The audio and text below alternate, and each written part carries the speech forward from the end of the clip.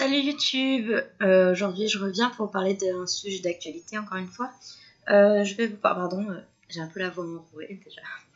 Je viens vous parler de la hausse du prix du carburant. Et donc j'ai envie d'observer ça avec un œil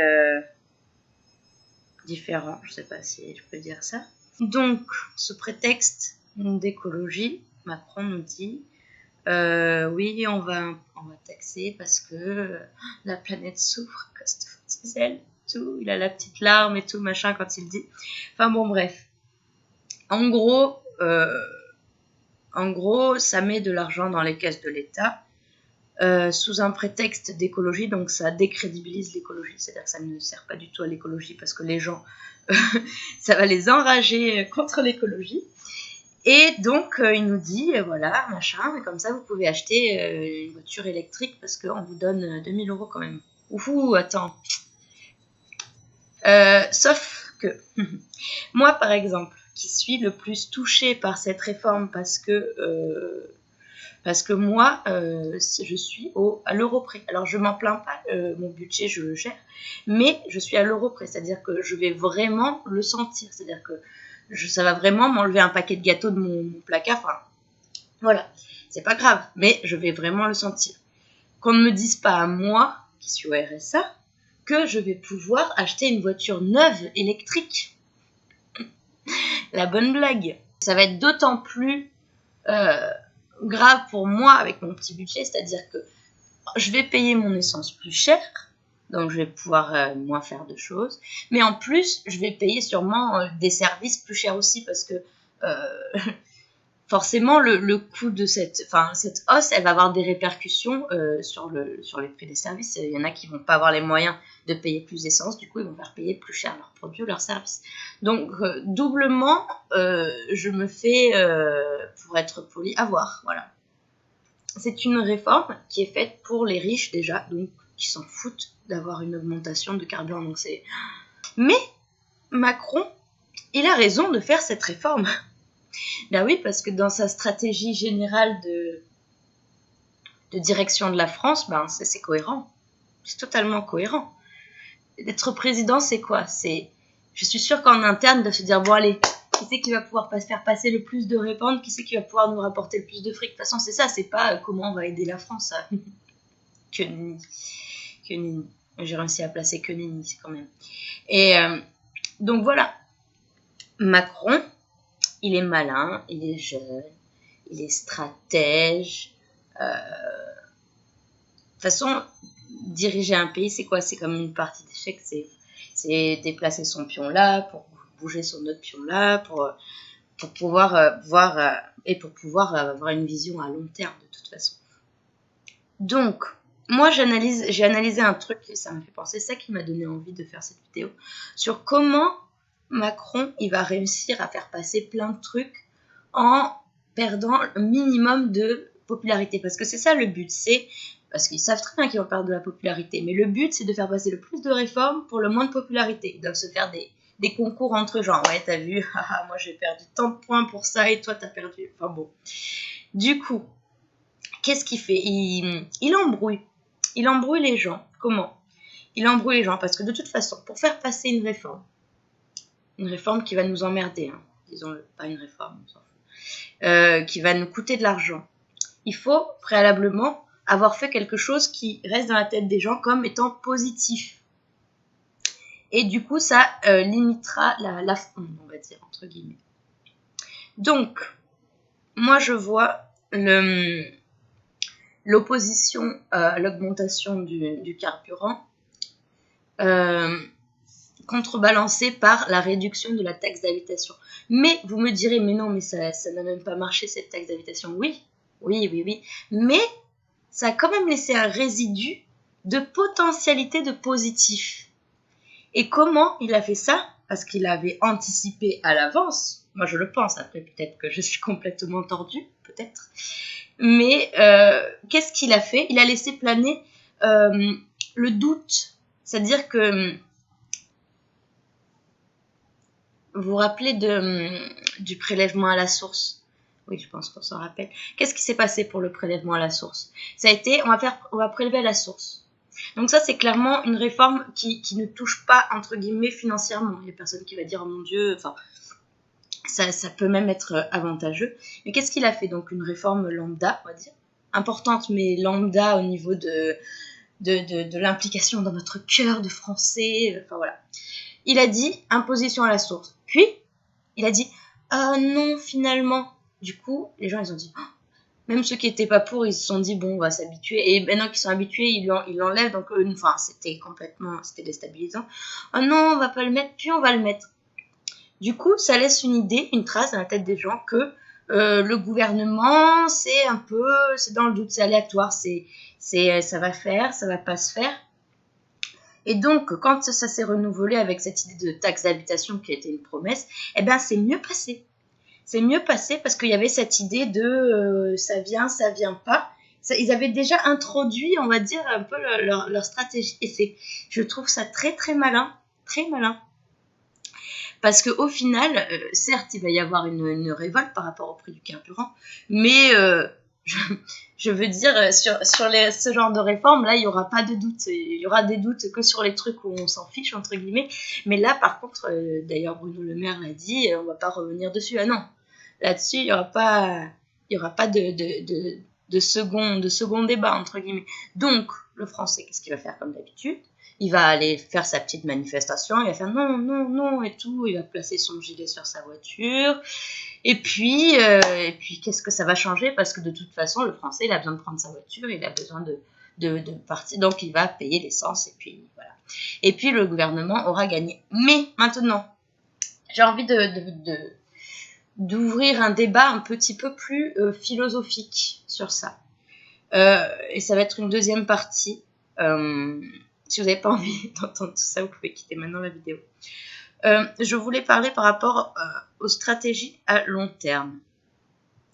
Parce que qu'est-ce que ça fait dans le fond, en fait? Dans le fond, moi, par exemple, je ne vais pas pouvoir envisager de voyager.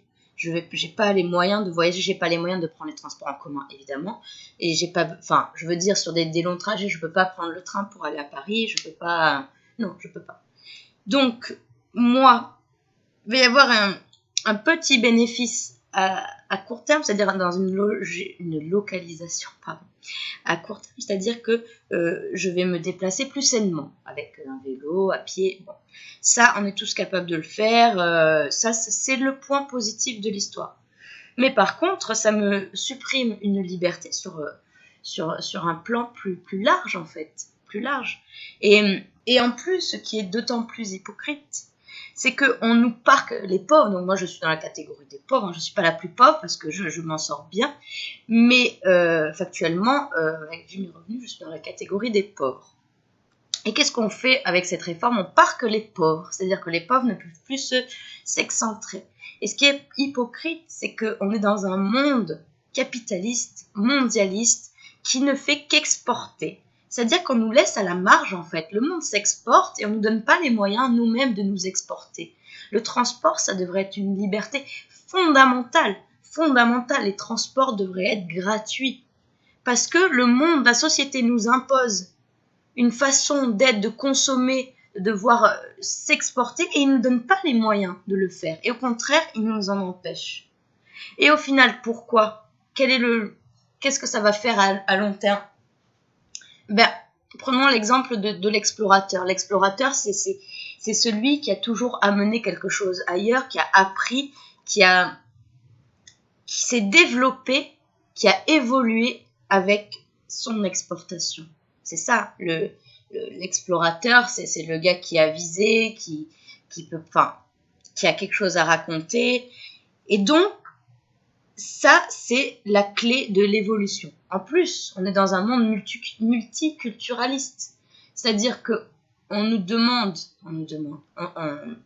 la société fait qu'on est en voie de se mélanger.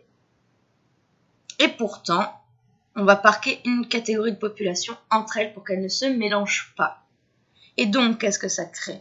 Ça va créer plus de communautarisme. Je ne sais pas trop si c'est... si c'est le terme, parce que là, ça va pas être une question de culture ou de... Mais en tout cas, je veux dire, ça va égrener la population par le bas. C'est-à-dire que à long terme, une lignée qui va durer, c'est une lignée qui a, pardon, qui a su dépasser sa condition, qui a su poser des piliers dans la société.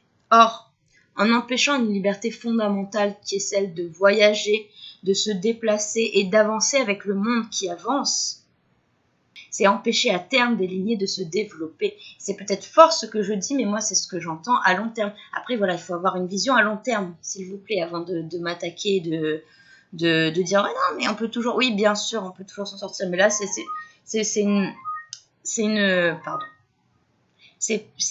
plus globalisé ce que je veux dire. Donc pour moi c'est comme ça. C'est qu'est-ce qui va se passer? C'est que ceux qui sont dans le milieu des revenus, les revenus médians on va dire, eux ils vont tendre à devenir plus pauvres. Les pauvres vont rester aussi pauvres, mais ils pourront moins se déplacer et moins avoir la possibilité de poser leurs pieds sur la société et de peser dans le game, entre guillemets. Et donc, à terme, les lignées les plus pauvres vont s'éteindre et voilà. Et c'est le but de toute façon. Le but pour moi, après, je sais pas si je suis trop conspirationniste, les Illuminati. Non.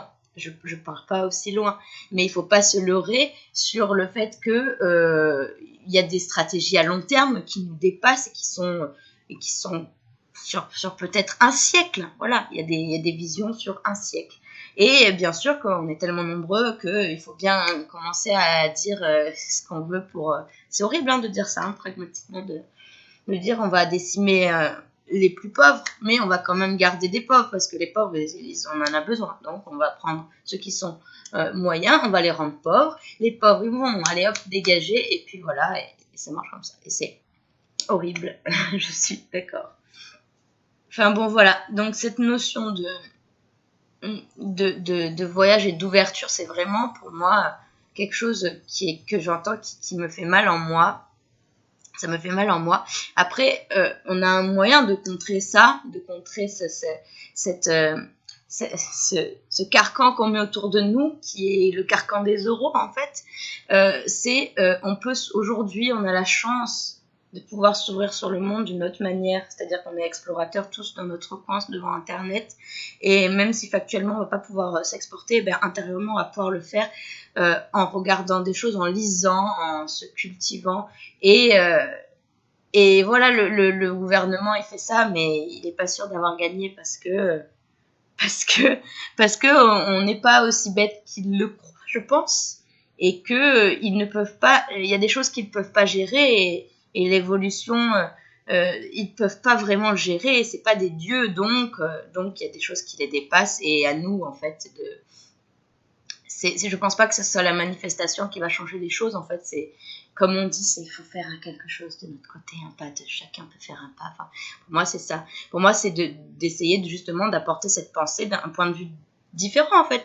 Peut-être même que c'est faux, peut-être que je dis n'importe quoi, mais peu importe. C'est important de comprendre la logique des gens, et ça aidera peut-être quelqu'un à comprendre leur logique, ou qui n'est pas la mienne, mais par opposition peut-être. Par opposition, on peut trouver des choses. Donc voilà, c'était tout sur cette vidéo, qui est un peu moins polémique, je dirais, que celle de la dernière fois, même si, en fait, je suis toujours fidèle à moi-même.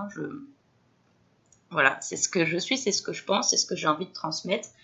Et j'ai envie d'apporter un peu de réflexion, voilà. Merci d'avoir regardé cette vidéo. Laissez un commentaire, laissez un pouce bleu, abonnez-vous, voilà, tralala, si ça vous a plu. J'essaierai d'être un peu plus régulière les prochains jours, voilà. Allez, bye bye!